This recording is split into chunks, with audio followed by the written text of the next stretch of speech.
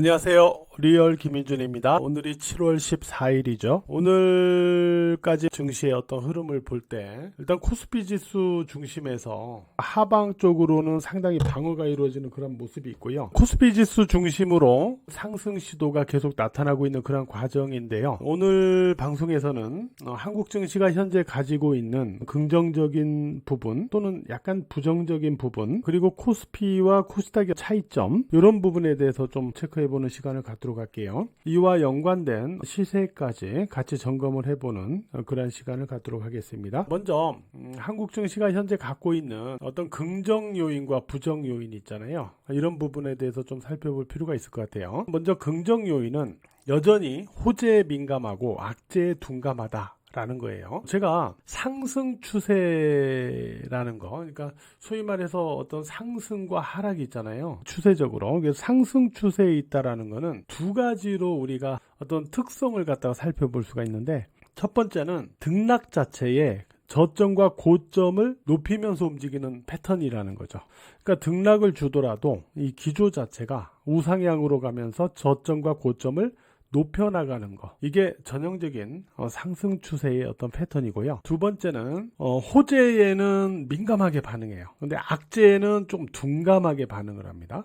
이게 또 상승 추세의 어떤 장의 특징이에요. 지금은 이 두 가지의 요인을 모두 갖고 있어요. 그래서 지금 호재에 민감하고 악재에 둔감하다. 트럼프 관세 관련해 가지고 지난주 후반부터 이제 트럼프가 다시 열심히 떠들고 있잖아요. 캐나다에다가는 35% 관세 서한을 보냈고, 그 다음에 EU하고 멕시코에는 또 30% 8월 1일부터 관세를 부과하겠다, 이렇게 얘기했죠. 물론 EU 쪽에는 자동차와 농산물 관세 관련 협상을 진행하기 위한 압박 차원에서 이 관세를 언급한 것 같고요. 멕시코 같은 경우는 이 합성약 펜타닐이죠. 미국 반입 문제, 요거를 해결하려고 멕시코 정부를 좀 압박하는 요인으로 이렇게 관세를 언급한 것 같아요. 그래서 막상 남은 7월 구간에 어떤 협상이 이루어지게 되고 8월 1일에는 실질적으로는 어떻게 되는지, 이런 과정을 좀 더 살펴는 봐야 될 겁니다. 이 과정에서 해프닝도 있었죠. 미얀마 40% 관세 딱 때렸는데 미얀마 군부가 트럼프한테 고맙다고 했어요. 자신들의 집권 정당성을 미국이 인정해줬다. 그래서 고맙다.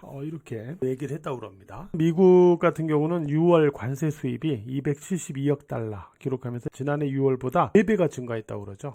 실제 트럼프 발의 관세는 8월 1일에 또 돼봐야 알 수가 있어요. 지금까지는 지난주 후반하고 오늘까지의 흐름을 보면은 트럼프 관세가 다양하게 계속 나왔는데 미국 증시의 금요일날 반응도 그랬고요. 한국 증시의 오늘 반응도 별다른 게 없었어요. 그래서 여전히 악재에 둔감해졌다. 관세 부분에 대해서 지금 둔감해져 있다. 그리고 또 하나가 한국의 정책 기대감 유지죠. 어떤 자사주 소각 의무화 부분이나 집중 투표제, 그리고 배당 소득 분리과세, 이런 부분들, 이 안건 논의가 지금 속도감 있게 진행이 되고 있다라는 거죠. 지금 현재는 이런 부동산 세금 이런 것과 관련된 부분에 대한 논의보다는 이 배당 소득 분리과세 이쪽에 좀 집중하는 어떤 논의가 이루어지고 있죠. 그러면서 이러한 쪽에 지금 정책적인 부분들이 지금 집중되고 있어요. 최근에 해외 투자자문사 한 곳이 뭐라고 그랬냐면은, 앞으로 이런 부분들로 인해 갖고 한국 증시가 아시아 증시는 물론이고 글로벌 신흥국 증시 쪽에서 볼 때 가장 높은 수익률을 기록할 것이다, 이렇게 언급을 했고, JP모건 같은 경우는 이러한 한국의 기업들의 지배구조 개편이 성공적으로 진행이 된다면 2년 내 한국 증시가 5,000포인트를 갈 수 있다라고 JP모건이 얘기를 했어요. 그래서 지금 일단 이러한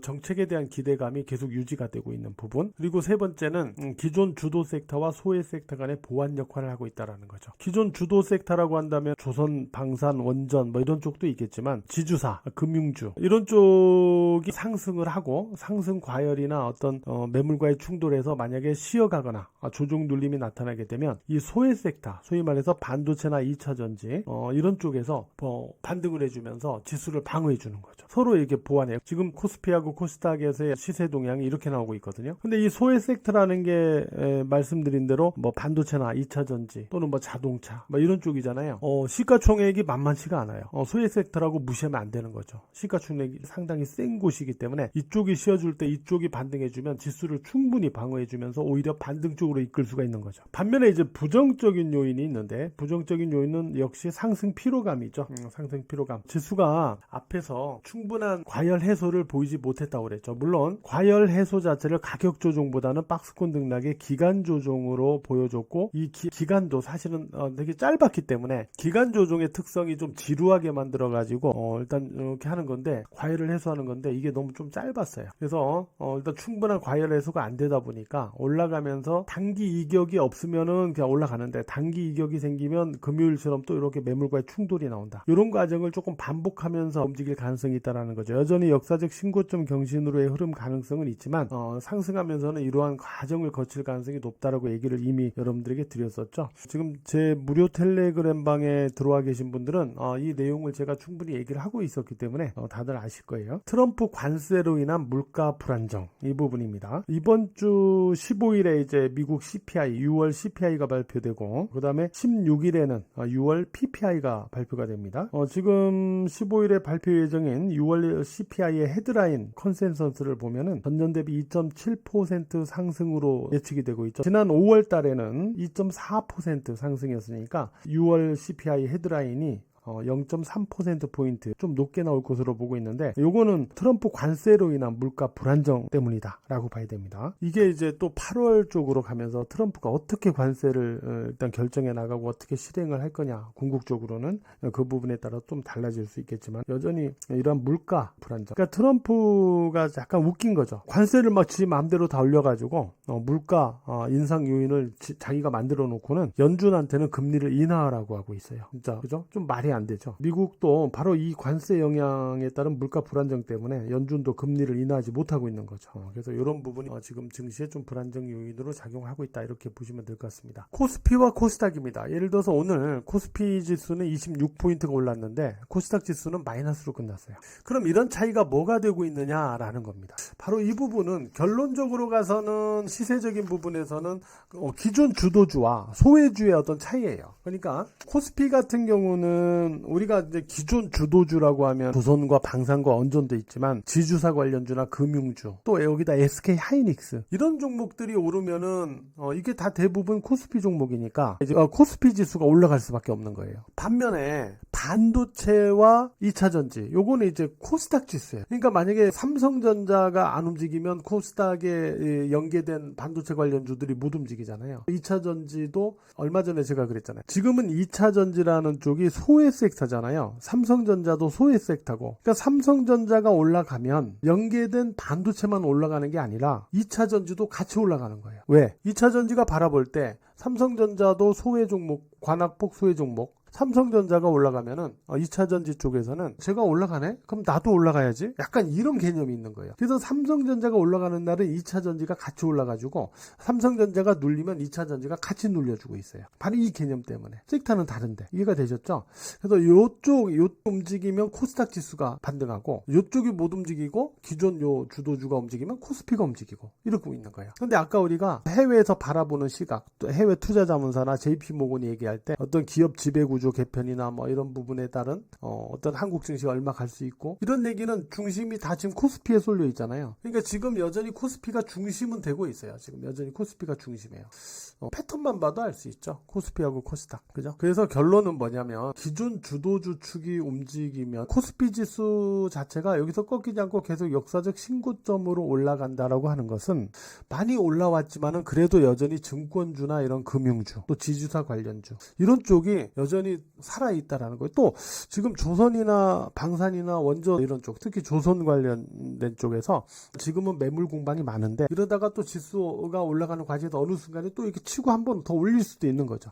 이런 어떤 과정들이 일단 코스피 지수의 신고가 경신 과정에서는 나타날 수가 있는 거죠. 반면에 이제 코스닥 지수는 이런 모습으로 가려면, 코스피 지수 같은 경우는 여기 이 박스권 상단, 제가 상단으로 지금 무료 텔레그램 방에 계신 분들도 다 아시겠지만 제가 이렇게 다 잡아드렸어요. 있었죠.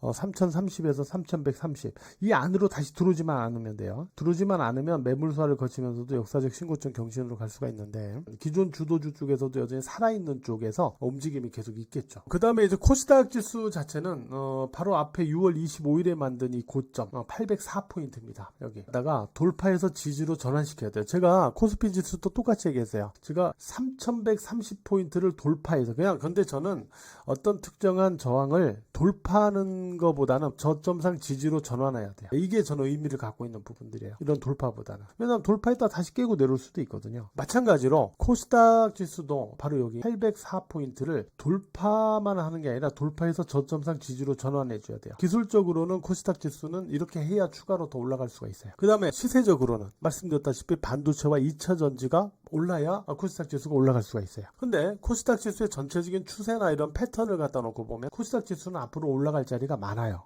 올라갈 자리가 많다라는 소리는 언젠가는 반도체 2차 전지 쪽에서도 좀 상승 시도가 있겠구나 라는 거를 또 우리가 알 수가 있어요. 그러면 일단 종목 쪽으로 들어가서 생각을 해보면은 지금 종목들에는 우리가 구분해야 되는 종목들이 있다고 해서 이런 얘기를 제가 했어요. 기존 주도주가 올라가서 상승 과열해서 단기적으로 이렇게 조정이 나왔는데 이 조정이 뭐 충분하진 않았다. 과열을 충분히 해소할 정도는 아니었다. 그리고 나서 이렇게 올라갔기 때문에 다시 올라갔기 때문에 이 과정에서는 이 다시 재반등 시도에서는 여전히 살아서 이렇게 올라갈 종목과 여기서 막혀서 다시 되눌리는 종목이 나타날 수 있다. 자, 이거를 구분하는 기준은 이번 7월의 시가 위로 회복하는 종목은 이거고 시가를 회복하지 못하는 종목은 이 가능성이 여전히 있는 거다. 이랬죠. 그러니까 7월 월봉이 양봉까지 전환되는 종목은 괜찮은데 음봉에서 아직 매물 공방을 거치는 종목은 어떻게 될지 모른다라는 거예요. 제가 일례로 카카오뱅크라는 종목이 있어요. 카카오뱅크는 저희 유료방에서 매수를 했어요. 조정을 기다려서 여기서 했어요. 여기서 매수를 했어요.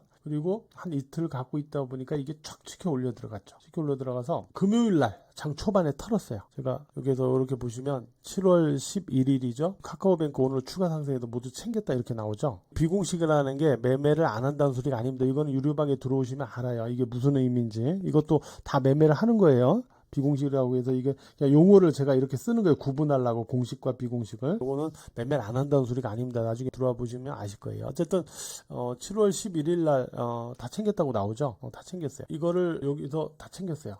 그리고 나서 이렇게 쭉 빠졌거든요. 근데 이게 보면은 카카오뱅크 같은 경우는 월봉이 양봉이에요. 아직까지 시가 우위예요. 시가 우위입니다. 시가 우위였기 때문에 이 종목 시가에 대한 어떤 회복 시도가 있어서 들어갔던 거예요. 들어갔는데 이 종목이 뭐가 있냐면 이거 무료 방송에도 앞에서 얘기했는데 양봉을 만들더라도 5월 이평선하고 이격이 있는 종목은 추세 이격이 있는 종목은 우위로 어느 정도 올라가면 좀 털어줘야 된다라고 그랬어요. 그걸 제가 얼마 전 무료 방송에도 그 두 가지 기준을 말씀드렸어요. 시가 기준 월봉, 양봉이냐, 음봉이냐. 또 하나는 양봉이더라도 이격이 큰. 그때 제가 예를 들었던 게 두산 에너빌리티였어요. 맞죠? 이걸로 예를 들었어요. 그러니까 두산 에너빌리티가 아직 음봉인데 만약에 얘가 시가 회복해서 양봉으로 올라가더라도 5월 이평선하고 이격이 크다. 이런 종목은 양봉으로 나오더라도 위에서는 조금 털어줘야 된다. 이런 얘기를 했었잖아요. 마찬가지로 카카오뱅크도 약간 그렇게 봐서 들었던 건데 이러한 기준을 갖고 여러분들이 이 기존 주도주들은 판단을 해 나가야 됩니다. 증권주를 한번 놓고 볼게요.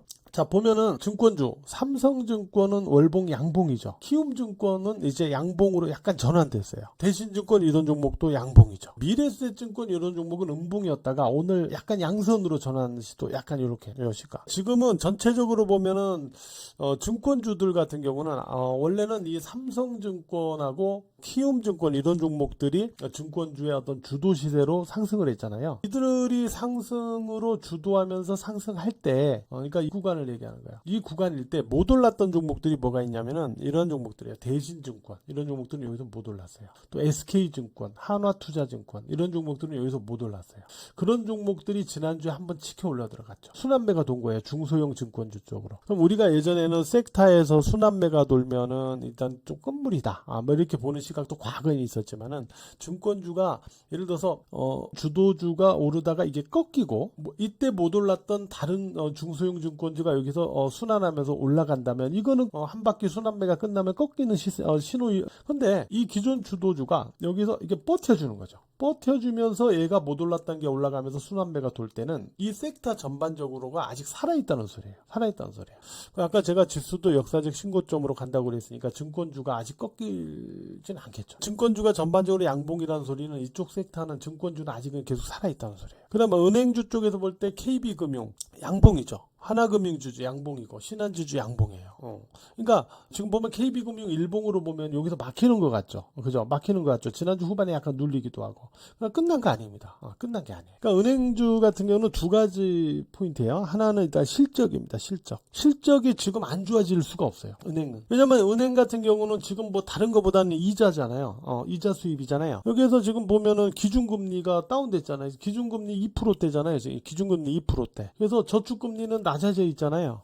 근데 대출금리는 특히 부동산 담보대출 같은 경우는 가계부채 억제 때문에 정부가 오히려 올리라고 권장하고 있잖아요. 그러니까 은행들이 얼씨구나 하고 지금 부동산 담보대출 금리 상단이 10%가 넘어가 있어요. 기준금리는 2%인데 2%대인데 대출금리는 부동산 담보대출, 신용대출 이런 것들은 다 7%가 넘어가 있어요. 그러니까 은행들은 돈을 못 벌 수가 없어요. 수입이 실적이 안 좋을 수가 없어요. 그런 상태에서 지금 주주 환원과 관련된 이 기대감들이 계속 커져 있잖아요.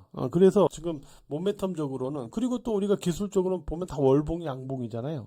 찌글거리든 뭐라든 계속 살아있는 거예요. 그죠? 그래서 그 다음에 보험주들도 마찬가지예요. 삼성생명, 삼성화재 다 유료방에서 다 매매를 했던 종목이죠. 이 삼성생명, 삼성화재 같은 특히 삼성화재 같은 종목은 우리 유료방 매매한 게 7월 7일입니다. 제가 일부러 이렇게 날짜 이렇게 포함시켜 갖고 제가 올린 건데 요거 44만 원 회복하면 이거 잡아본다고 그랬어요. 그죠? 잡아본다고 얘기했어요. 이게 7월 7일입니다. 제가 무료 텔레그램 방에 있는 분들에게 말씀드렸지만 이날 제가 방송 녹화가 있어갖고 고수회전 방송 녹화가 있어가지고 오전 10시 이후에는 방송 녹화를 가야 돼서 장을 못 봤거든요. 그래서 유료원분들에게는 미리 요 종목 하나만 딱 하나만 이렇게 이 조건이 들어오면 잡아보라고 해놓고 갔었는데 그 자리가 보면은 정확하게 이 자리예요. 요 날이 딱 보시면 자리가 완벽한 포인트죠. 완벽한 포인트입니다. 저는 이렇게 막 올라가는 거 추격해서 잡아라 올라가는 거 그때서 보고 막 추격해 잡고 이렇게 안 해요. 보시면은 이게 수렴이 거의 완성됐구나라고 봤기 때문에 여기서 들어갑니다.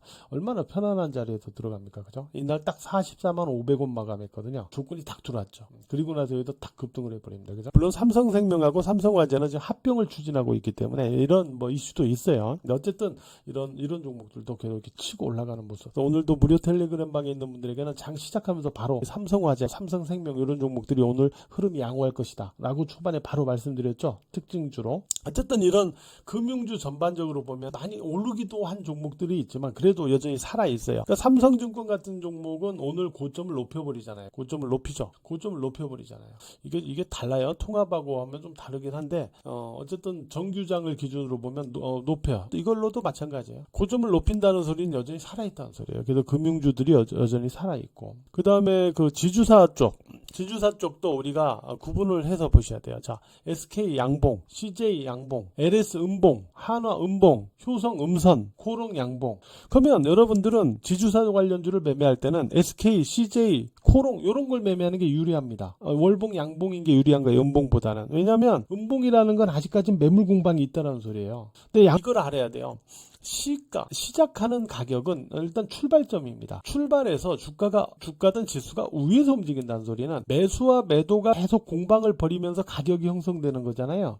근데 시가 위에서 양봉을 형성하고 있다는 건 매수하고 매도가 막 싸우고 있는데 매수가 우위에 있다는 소리예요. 매수가 매도를 일단 이기고 있다는 소리예요. 근데 시가 아래 음봉에 있다는 소리는 매수하고 매도가 막 싸우는데 매도가 매수보다 우위에 있다. 매도가 이기고 있다는 소리예요. 그럼 여러분들은 매수가 이기고 있는 종목을 들어갈래요? 아니면 매도가 이기고 있는 종목을 매수할래요? 물론 매도가 이기고 있는 종목을 매수할 수도 있죠. 그런 경우는 언제냐면 충분히 빠졌을 때 들어갈 수 있어요. 패턴이 살아있는 가운데 음봉으로 조정을 보인 종목들이 충분히 빠졌다고 싶을 때 들어갈 수 있어요. 그러니까 여러분들 패턴을 알면 돼요. 예를 들어 우리가 패턴 공부를 이미 했어요. 이거 코스피 지수 다 했습니다. 어떻게 했어요? 우리가 앞에서 무료 방송에서 제가 충분히 다 말씀 다 드렸어요. 그리고 무료 텔레그램 방에 있는 분들에게도 충분히 다 얘기해요. 5일이평선을 지지로 타고 있는 건 상승의 파동 마디인데 5일이평선을 깰 경우에는 이렇게 하향할 경우에는 11일이평선 이평선을 깨지 않으면 이 상승의 기조는 계속 살아있는 겁니다 라고 했죠. 자, 여기서도 21이평선 안 깨고 여기서도 빠지지만 21이평선 안 깨고 올라가잖아요. 계속 기조가 다 살아있는 거잖아요. 그죠? 이런 얘기는 이런 조정이 나오기 전에 이런 구간에서 이미 다 설명을 다 드렸어요. 제가. 무료 방송이든 뭐 무료 텔레그램 방이든 다 얘기를 해드렸어요. 이런 지주사 쪽도 이런 음봉보다는 양봉에 있는 종목을 매매할 때 유리하다.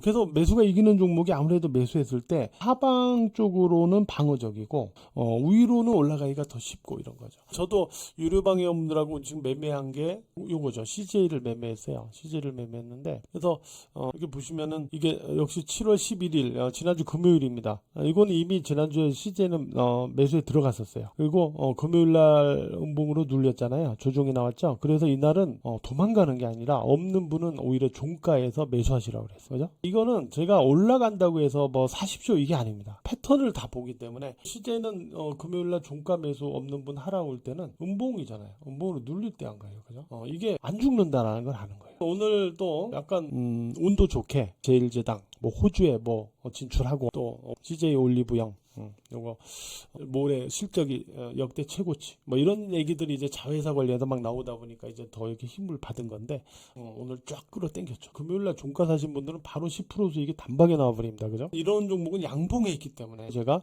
말씀을 무료 방송에서 앞서 드렸던 거예요. 지금 지주사는 음봉과 양봉이 섞여 있어요. 양봉 우선 양봉 종목을 우선으로 보시고 음봉인 종목은 양봉으로 전환될 때 보시면 돼요. 알았죠? 화장품 쪽은 오늘 화장품 쪽이 올라간 거는 이제 시진핑 주석이 10월 말에서 11월 초 경주에서 열리는 에이펙 여기에 일단 참가할 수 있다. 참가할 가능성이 높다. 뭐 이런 얘기가 나오면서 화장품 관련주가 올라갔는데 오늘은 그러다 보니까 중국 모멘텀 기반의 어떤 화장품 관련주, 한국 화장품, 코리아나 이런 종목들이 좀 크게 떴었죠. 뭐 화장품은 이미 제가 뭐 이런 코스맥스 같은 종목은 충분히 뭐 다 잡아드렸었고 다 수익을 냈죠. 여기서 충분히 다 말씀드렸어요. 무료 방송에도 공식적으로 얘기했어요. 빠질 때는 저가 매수하십시오. 이거 끝난 게 아닙니다. 다시 올라갑니다. 제가 했었죠. 여기서 한파동이 길게 나갔죠. 그냥 5일선 깨질 때만 팔아도 여기서 파는 거예요. 화장품 충분히 먹었었고 이 한국 화장품이나 코리아나는 아까도 얘기했지만 시진핑 그 모멘텀 때문에 떴던 건데 10월 말하고 11월 초잖아요. 아직도 몇 달 남았어요. 그러니까 지금 입장에서는 이 이슈로 떴을 때는 위에서 고점에서 좀 챙겨줘야 돼요. 계속 갈 수는 없잖아요. 10월 말까지. 그런 관점에서 보실 수가 있고 또 하나 일단 기존 주도주는 어떻게 되느냐. 일단 조선은 제가 HD 현대중공업을 가지고 어떤 기준을 세워서 말씀드려왔어요. 뭐냐면 40만원 HD 현대중공업은 40만원을 돌파해서 저점상 지지로 전환해야만 여기서 깨져 있는 패턴을 다시 회복할 수 있는 1차적인 조건이 만들어지는 겁니다 라고 그랬어요. 40만원을 아무렇게나 잡는 것 같지만 그렇지 않습니다. 이게 무슨 이평선이 있는 자리도 아니에요. 61선 21선 위치도 아니고 지금 보시면 근데 정확하게 40만원에 걸려버립니다. 걸리면서 못 뚫었어요. 못 뚫었죠. 물론 뭐 이러다가 또 뚫을 수도 있죠. 이러다가 뚫을 수가 있어요. 이게 뚫으려면 이 저점을 깨지 않고 뚫는 게 유리해요. 만약에 이후에도 40만원 언제든지 다시 돌파 안 차간다 이러면 이때는 다시 또 관심을 가져볼 수는 있어요. 제가 얘기하는 거는 이 종목을 통해서 놓고 보면 아직은 조선주 쪽에선 좀 진행되고 있구나 라는 걸 알 수 있어요. 그나마 삼성중공업 이런 종목들이 좀 상대적으로 살아있는데 몇 개 안 돼요. 나머지는 다 매물 공방이 많아요. 뭐 방산도 마찬가지입니다. 방산도 지금 LIG 넥스원 하나 정도가 살아있다고 제가 최근에 계속 말씀드렸죠. 이 종목이. 이거는 이제 10월 MSCI 이쪽에 편입될 가능성이 있는 종목이기 때문에 주가가 아마 편입되기 위해서는 좀 방어가 돼야 될 거다. 이런 개념도 있는 거고요. 그 다음에 이 종목은 지금 보시면은 여기에서 하락갭이 있고 여기에서 상승갭이 있어요. 두 개 다 있죠. 이 둘 다 메워줘야 돼요. 그러니까 위로 갔다 다시 내려갈 수도 있는 거고 내려갔다 다시 올라갈 수도 있는 거죠. 두 개 다 메워줘야 되니까. 이거는 5일이평선 지지 여부에 달려 있습니다. 5일이평선 지지하면 이거부터 메울 수 있죠. 위로 추가로 오르는 시도가 있을 수 있다는 소리죠. 그러나 전반적으로는 좀 매물 공방이 있어요. 그 다음에 원전 쪽은 이미 두산 에너빌리티를 갖고 여러분들에게 이미 말씀드렸어요. 제가 이 종목은 빠질 때 얘기한 게 아니라 여기서 얘기했어요. 여기서 무료 방송에서 말씀 다 드렸어요. 이 종목이 추가로 올라갈 수는 있지만 이 파동은 여기서 볼 때 5파동 그림을 지금 그리고 있는 과정이니까 이 파동에 지금 현재 상승에 고점 징후가 조금 나타나면 거기서는 주의를 좀 해라. 물량을 좀 줄여라 라고 말씀을 이미 선제적으로 제가 드렸어요. 근데 여러분들이 보실 때 이게 징후가 나타났어요? 나타났잖아요. 하나 찍고 여기까지는 몰라요. 그죠? 눌렸죠? 그리고 또 하나 올라가서 흐름의 쌍봉을 만들어 버렸죠? 그리고 여기 저점을 깨버렸잖아요. 흐름의 쌍봉을 만들었잖아요. 이거는 일단 좀 조심했어야죠. 물론 두산 에너빌리티가 아주 끝났다라는 건 아닙니다. 아주 끝나지는 않았어요. 그러나 지금 위치에서 여기서는 한번 털어줬어야 돼요. 그리고 이게 언제 또 되돌릴지 몰라요. 그러나 어느 정도 좀 빠져서 좀 이렇게 하면 어느 순간에 한 번은 다시 또 위로 시도하려는 모습이 있을 거예요. 완전히 없지는 않을 거예요. 그러나 조금 더 기다려야 될 겁니다. 아마도. 전체적으로 보면 기존 주도주였던 조선과 방산과 원전 쪽은 전반적으로 좀 매물 공방을 진행하면서 움직이고 있다는 걸 알 수가 있어요. 이런 가운데 금융과 지주사 이런 쪽이 좀 더 힘을 내고 있는 거죠. 구조를 여러분들이 생각하면서 장을 보셔야 돼요. 그러니까 여러분들이 무턱대고 그냥 뭐 조선 방산 원전이니 뭐 지주사니 금융주니 이렇게 매매하시면 안 돼요. 그래서 제가 앞선 무료 방송이나 무료 텔레그램 방에서 이런저런 얘기를 해드리는 게 다 그런 거를 선별하는 기준을 미리 다 얘기해 드리는 거예요. 두산 에너빌리티 이런 거 미리 다 얘기해 드렸고 HD 현대중공업 이거 기준 미리 다 말씀드렸고 그 다음에 지주사나 금융주 조종우 대반등 할 때 어떻게 구분하는지 아까 뭐 월봉 양봉 이런 기준 미리 다 말씀드렸고 그죠? 그럼 아까 보면은 증권주는 전반적으로 다 양봉이 있구나. 살아있구나. 은행주도 살아있구나. 그런데 지주사는 양봉도 있고 음봉도 있네. 그러면 양봉 종목으로 매매하는 게 유리하구나. 이런 어떤 기준이에요. 이런 기준을 갖고 매매를 해야만 손실이 잘 안 나고 수익이 나기가 쉬운 거예요. 이런 부분을 갖고 매매할 줄 알아야 되는 거죠. 앞으로도 마찬가지입니다. 앞으로도 다양한 기준들이 또 나올 거예요.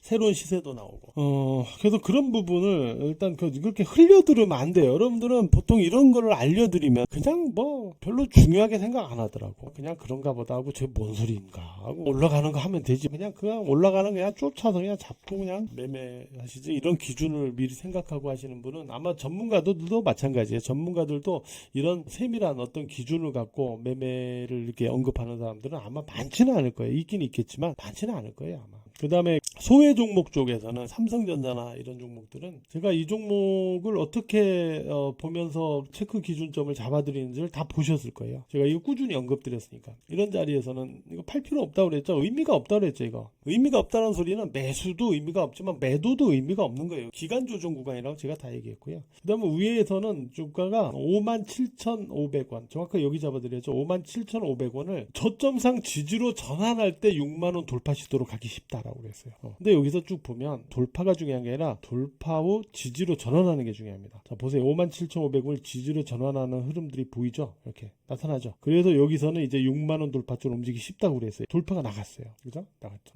여기서는 이제 6만원을 지지하는가 보라 했어요. 지지하면 다시 62,000원. 그리고 어닝 쇼크가 나오면서 이게 빠졌죠. 어닝 쇼크 때문에 빠지는 거는 6만원을 깨지 않고 매물 소화를 거친 다음에 62,000원을 다시 넘어가는지 이걸 체크하라고 했죠. 그 체크하는 하라는데 다 움직였죠. 앞으로 또 어떤 흐름이 나올까요? 저는 일단 체크하는 기준점들이 있는데 삼성전자는 뭐 이건 기술적인 얘기고 궁극적으로는 HM4에서의 반격에 성공을 해야 된다라고 얘기했죠. 삼성전자는 뭐 반성문도 쓰고 그 다음에 자사주 10조 매수하고 백날 이래봐야 주가 살아나지 않습니다. 주가가 살아나려면 얘들이 어려워졌던 이유가 결국 HBM 실기였기 때문에 HBM 쪽에서 반격이 있어야 돼요. 근데 HBM 쪽에서 제가 볼 때는 이 HBM 실기에 어떤 책임이 있는 그 의사결정자들이 사실은 좀 자리에서 물러났어야 돼요. 그리고 새로운 뭐가 있어야 되는데 그게 안 됐어요. 그래서 이 사람들이 지금은 어떤지 모르겠는데 초기에 또 실수를 했어요. 어떤 실수했냐면 우리가 10나노 공정의 D램 공정이 어떤 쪽이 있냐면은 1X가 있고 1Y가 있고 1Z가 있고 1A가 있고 1B가 있고 1C가 있죠. 이게 1공정 1세대 D램이라고 하죠. 1세대 D램. 이게 2세대 D램, 이게 3세대 D램, 4세대, 5세대, 6세대 D램 이렇게 됐어요. 그래서 삼성이 이제 HBM에 대해서 실기를 하고 나서 아차한 거죠. 삼성 쪽에서 이제 반성문 쓰고 어쩌고 하면서 아차를 한 거예요. 작년 상반기에 이미 SK 하이닉스는 HBM3E를 갖다가 상용화했죠. 이거 양산했죠. 삼성도 아차하는 거예요. 근데 삼성 자체는 사실 삼성이 우리나라의 뭐 최고의 시가총액 1위고 최고의 기업이라고는 하지만 사실은 삼성도 미국 기업들처럼 어떤 창조하는 기업이 아니에요. 다 모방하는 기업이에요. 다 벤치마킹 기업입니다. 삼성도. 그죠? 반도체도 솔직히 말해서 이거 다 치킨 게임에서 뺏어온 거잖아요. 현대차도 자동차 디자인 다 뺏겨왔잖아요.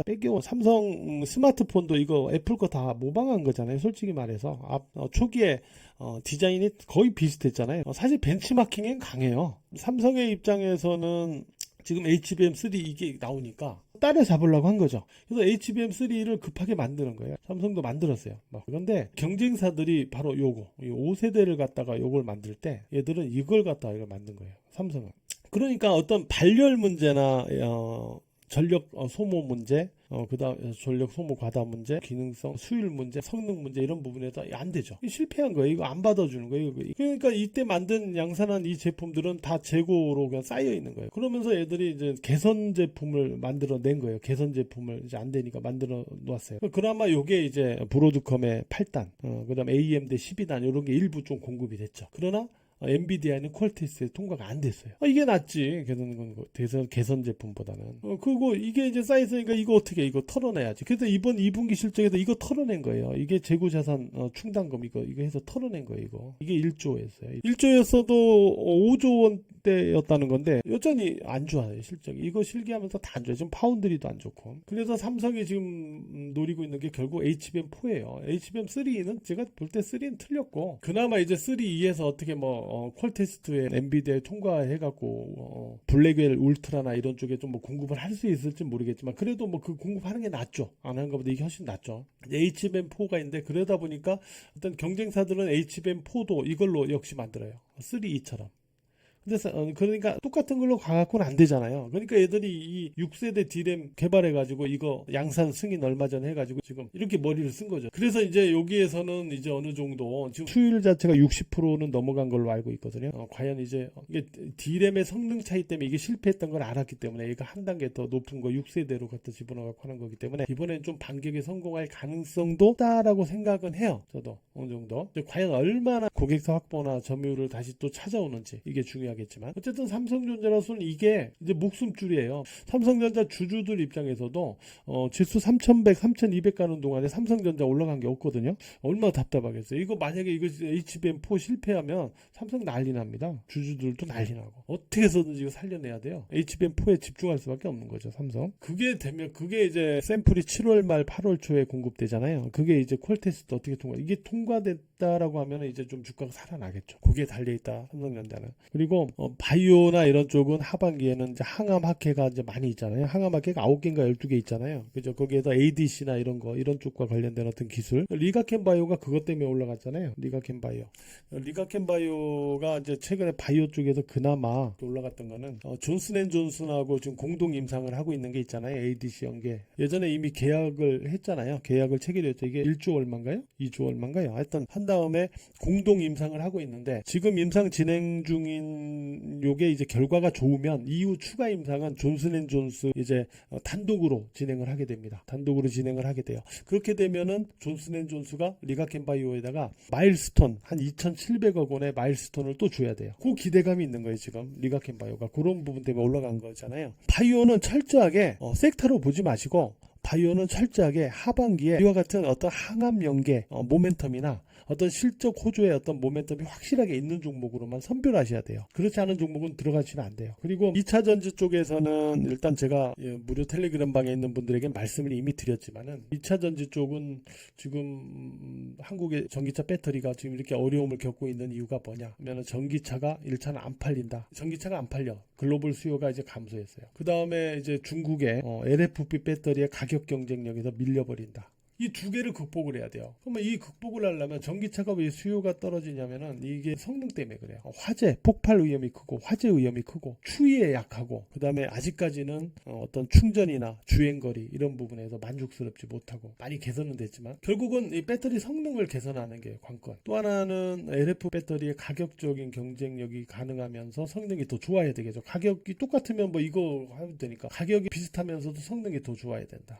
이 두 개가 관건이었잖아요. 그래서 이 성능의 개선 이거는 이제 전고체 배터리 이게 전고체 배터리가 아무래도 이 삼원계나 이런 쪽보다는 또 LFP 이런 쪽보다는 화재 이런 위험성들이 적으면서도 충전이나 어떤 주행거리 이런 부분에서 훨씬 더 성능이 좋잖아요. 그러니까 전고체 배터리를 이제 상용화시키는 게 관건. LFP에 대항할 수 있는 걸로는 MMR 배터리가 있죠. MMR 배터리는 이제 코발트하고 니켈 사용량 줄이고 가격이 싼 망간 사용량을 늘려서 만드는 거예요. 이게 그러면서 가격을 낮춰가지고 가격 경쟁이 가능하죠. 그러면 에너지 밀도가 LFP보다 30% 이상 높다고 그러죠. 성능이 더 좋다는 소리예요. 그러면 전고체하고 LMR입니다. 현재까지로는 전고체 선두주자가 삼성 SDI고 LMR 선두주자가 포스코 퓨처엠이에요. 결국 2차 전지는 뭐냐면 에코프로는 자꾸 이제 프로그램 매물로 왔다 갔다 하는 거고 우리가 보면 에코프로가 올라가야 전체적으로 2차전지 쪽이 살아난다 라고 생각들을 하기가 쉬운데 그것보다는 지금으로서는 삼성 SDI하고 포스코 퓨처엠이 살아나야 2차전지 전반적으로 살아날 수 있다라고 봐요. 저는 개인적으로는. 그래서 삼성 SDI는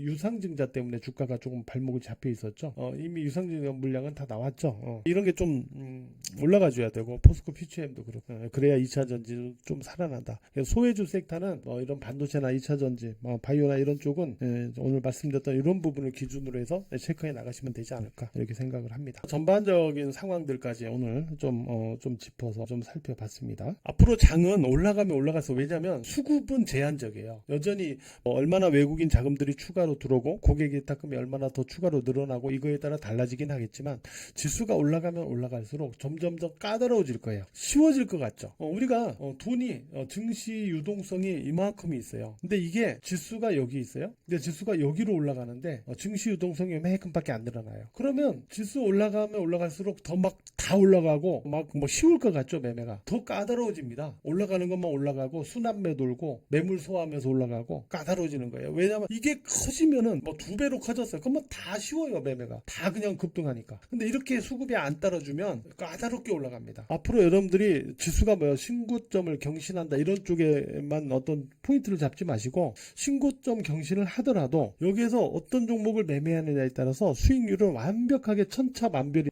라는 걸 아셔야 돼요. 그러면 그런 부분을 극복해 나가기 위해서는 어떤 기준을 갖고 종목을 선별하고 어떤 종목으로 매매를 해야 될지를 여러분들이 아셔야 돼요. 그냥 무슨 잡주만 갖고 자꾸 이게 하지 마시고 한번 하루 급등하는 것만 자꾸 쫓아다니려고 하지 마시고 추세적으로 계속 가는 종목을 잡아야 되고 계속 갈 수 있는 종목을 잡아야 되고 그 섹터를 잡아야 되고 그 섹터 안에서도 구분해서 선별 매매를 할 수 있어야 돼요. 이런 부분에 대해서 제가 몇 개씩 이렇게 여러분들에게 힌트를 드리고 방법을 알려드리고 하고 있는 건데 저하고 같이 매매를 하시면 아주 더 쉬울 텐데 그렇게 어렵다면 무료 텔레그램 방이라도 계시면 제가 이런 것들을 가끔씩 한두 개씩 이렇게 계속 알려드리고 있으니까 이런 것들을 좀 참고해서 매매를 하셨으면 좋겠어요. 오늘은 여기까지 진행을 하도록 할게요. 늦은 밤 함께 해주셔서 감사합니다.